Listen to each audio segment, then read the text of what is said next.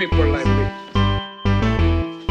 You need people like me so you can point your f***ing fingers and say, that's the bad guy.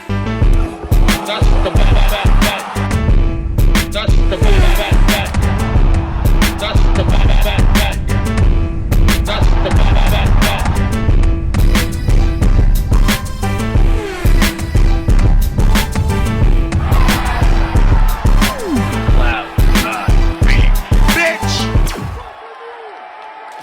To the mother relay, we're covering today's top boxing news.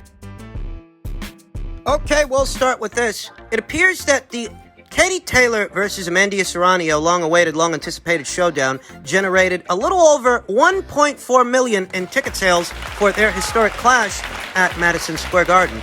Very good news, very good numbers. It ticked off on all the boxes for what you hope to see in a major fight, a big fight. But more importantly, it was a box office smash, a box office success. And that's important, that's very important, because in order to further grow the sport and provide opportunities to that many more fighters, not exclusive to just Katie Taylor and Amanda Serrano, there needs to be a nurturing environment to where there actually is a market for these fights and for these fighters, of which there is no shortage of here stateside, over there in the United Kingdom. There's good female boxers all around the world. More particular to this conversation, here in the United States, there is a healthy crop of talented young female boxers that could use those opportunities to box on major platforms like DAZN, like ESPN, like Showtime. But in order to provide that nurturing environment for these fighters, we need to see a commitment from the U.S.-based promoters equal to the commitment we see from Matchroom. Taylor versus Serrano happened the same day as Stevenson versus Valdez on ESPN. One fight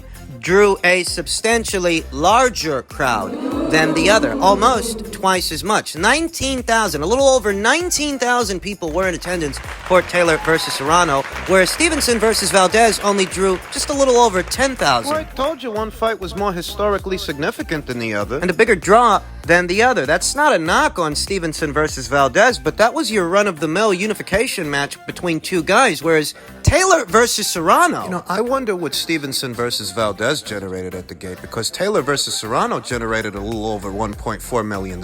Based on these numbers, on the face of it, it looks a lot like Taylor versus Serrano might have very well generated more money at the gate than Stevenson versus Valdez. Yeah, it looks like it might have. You know, in terms of viewership, it drew approximately 1.5 million viewers to the DAZN platform, a platform that many Americans like to say nobody knows and nobody watches. Well, that's a whole lot of nobodies that tuned in to this fight, 1.5 million of them. You know, Valdez versus Stevenson drew in over 1 million viewers as well. But, you know, nobody runs around saying about ESPN what they like to say about DAZN and all those narratives and narrative pushers that like to say nobody watches DAZN, nobody's subscribed. Well, apparently, they must have at least 1.5 million subscribers, since 1.5 million viewers viewed that fight, that Taylor versus Serrano fight. The narratives just keep falling by the wayside. The narrative that some U.S.-based promoters like to perpetuate, propagate against the DAZN platform and its fighters, that nobody's subscribed and nobody's watching. Well, you could have fooled me. You can never hold any of these schmucks to their word. So why try to? This is very encouraging. And the sport of women's boxing, it does continue to grow. I mean, that's really the news here. If only we could see an equal commitment to growing the sport from these U.S.-based promoters like Top Rank, like PBC. PBC ain't got no female fighters under contract. Not a one. Not a single one, even though there are very talented amateurs making their way into the pro ranks like O'Shea Jones, a standout amateur who's set to go pro very soon. Why don't the PBC bring her into the fray? Top Rank is going to be doing the Michaela Mayer versus Alicia Baumgartner fight. I'm happy to hear it, don't get me wrong. I am. Staging that fight, however, that does not display an equal commitment to growing the sport of women's boxing in this country for the women boxers. That does not necessarily display the commitment we've been seeing from Matchroom, even the commitment we've been seeing from Boxer on Sky Sports. Sky Sports, Top Rank's UK broadcast partner. They've got a whole stable of female fighters. Why doesn't ESPN? Why doesn't Showtime? Taylor versus Serrano proved anything.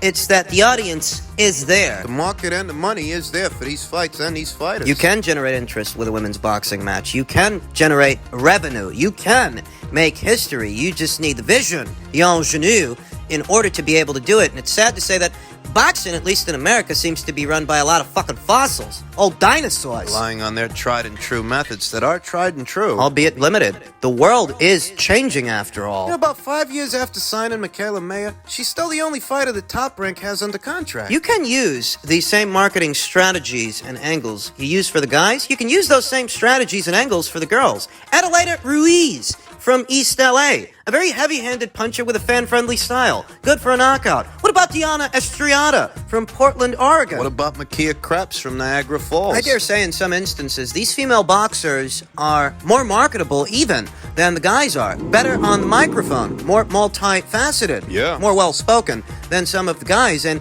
if you make a commitment to growing the sport, developing these fighters, you might tap into an untapped market that brings you additional revenue on top of what the guys are bringing you. For a perspective, there's some guys' fights that won't bring you 1.4 million at the gate. Some fights with male boxers that won't draw 1.5 million viewers to them. But Katie Taylor and Amanda Serrano did. Proof positive that a women's boxing match can garner the same, if not more, interest than a men's boxing match. And all it really takes is the commitment, the conviction, and the imagination, the ingenue, to develop these fighters the same way you would the guys. What's the problem? Good fight's a good fight, whether it's two girls, two squirrels. Two guys or two common houseflies. A good fight's a good fight. All you need to do is sell it! I really would like to see more of a commitment from the US-based promoters to promoting the sport. And promoting the fighters. You know, not every UK-based female boxer is relying on Eddie Hearn and Matchroom to put fights on for them. The people over there at Boxer, the people over there at Wasserman, hell, Queensbury Promotions just signed Raven Chapman. I'd like to see an effort just like that one from the US-based promoters here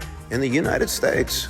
And other news, Joe DeGuardia of Star Boxing, who co-promotes Joe Smith Jr. Joe Smith Jr., who's going to be taking on Artur Beterbiev in their light heavyweight unification match very soon. Joe says, what? Smoking Joe. He's hitting back at Frank Warren and saying, if Joe Smith wins on June 18th, they will consider their options and look for the biggest fight out there, but there is no agreement to face Anthony Yarde. There's a fly in the ointment. Let me tell you one fucking thing. What? Anthony Yarde ain't just any old buddy, you understand? He's not just some fucking guy who wants a title shot. He's actually owed a title shot by way of the WBO. And the winner of that fight, so long as they are WBO champion, will be on the proverbial hook to face Anthony Yarde. That is, unless Joe wins and then he considers vacating one of his 3 alphabet titles. And maybe that's the mindset. Maybe that's what Joe DeGuardia and the Joe Smith Jr. people are thinking. You know, what's one alphabet title going to Anthony Yarde when we've got 3? Maybe that's how they look at it. It's a tough sequence of fights when you think about it. Artur Beterbiev is arguably the biggest puncher in the whole of the light heavyweight division. You'd be going from fighting one puncher to fighting another in Anthony Yarde. Now, Anthony Yarde, he doesn't necessarily have Artur's reputation, but he ain't pillow-fisted either. You see what he did to Lyndon Arthur in their rematch. Joe DeGuardia is saying they're going to keep their options open after the Beterbiev fight to field offers. But offers from who? We more or less know what's in store for the fighters at or around light heavyweight for the fall and winter months. We know that Canelo Alvarez, he's not returning to light heavyweight just yet. In September, he's going to be facing Gennady Golovkin for the second time, while in October, they're looking to make a Dmitry Bivol versus Joshua Buatsi fight on the Matchroom side of things. So if Joe wins in June, who's going to make him an offer? I don't know. Maybe all of this is just a play to get more money out of the Anthony Yarde fight, because at this time, I can't imagine who it is exactly Joe DeGuardia and the Joe Smith Jr. people have in mind when they say they're going to field offers and look for whatever the biggest fight is, wherever it is. But where would that be? I don't know. Maybe if they get Dmitry in the ring with Joshua Buatsi. You know, if it actually happens that way, to where Dmitry ends up fighting Joshua Buatsi instead of his mandatory challenger, Zurdo Ramirez, maybe what Zurdo and the people over there at Golden Boy Promotions can do is capitalize on the opportunity to get at least one other champion in the ring with Zurdo, who's in dire need of a big fight, signature fight, a signature win. I'm really not interested in seeing Joe Smith Jr. lock horns with Dmitry Bivol for a second time. I have to say that. Yeah. I think that Dmitry beat him pretty comprehensively the first time out. And if by some chance Joe pulls the upset and he actually beats Artur in June, I don't know how many people are going to be excited to see Dmitry and Joe lock horns for a second time. But one fight that might be to their fancy is a Zurdo Ramirez versus Joe Smith Jr. fight. Fight like that does good business on the West Coast. Strange hearing this from Joe DeGuardia. You have to wonder when you hear this, does Joe Smith Jr. actually have the legal liberty to pursue and field offers from other promotional outfits that have deals with other platforms? Is he actually free to do that? Very recently, Bob Arum said that he's not interested in sending any of his fighters to DAZN. But for a light heavyweight, the biggest fights in the light heavyweight division are on the DAZN side of things. At least those fighters are. Dimitri Bivol, Zurdo Ramirez. If Joe Smith Jr. were to upset the apple cart for Artur Beterbiev, what other big fights could Top Rank provide Joe with? You know, I don't get the sense that Matchroom wants to send Bivol over to Top Rank. I don't get the sense that Golden Boy Promotions wants to send Zurdo over there to Top Rank either. I get the sense that everybody's clutching at their pearls, protecting their investments. If you're Joe Smith Jr., and you just pulled the 5th recorded upset of your career, you just beat Artur Beterbiev, and you're looking for a big fight, you're looking for a big price, a big payday, that's really not over there at Top Rank. This is the biggest fight that Top Rank can make for Joe Smith Jr., the Artur Beterbiev fight. But if he wins that fight, what else have you got? You know, this might be much ado about nothing, because if Artur wins, kills this entire scenario. A scenario where Joe Smith Jr. becomes this division's unified champion and starts fielding offers from other promoters outside of the Top Rank bubble. Whatever the Top Rank stable can provide him with. If Artur wins, it's a dead conversation. Now listen, most people are actually picking Artur Beterbiev to trample Joe Smith Jr., to run right through him. Whether he does or doesn't, only time will tell, but that's how people feel. Joe Smith Jr. is a pretty capable pressure fighter, but so is Artur Beterbiev, with the kind of amateur background that Joe Smith Jr. ain't got. Put simply,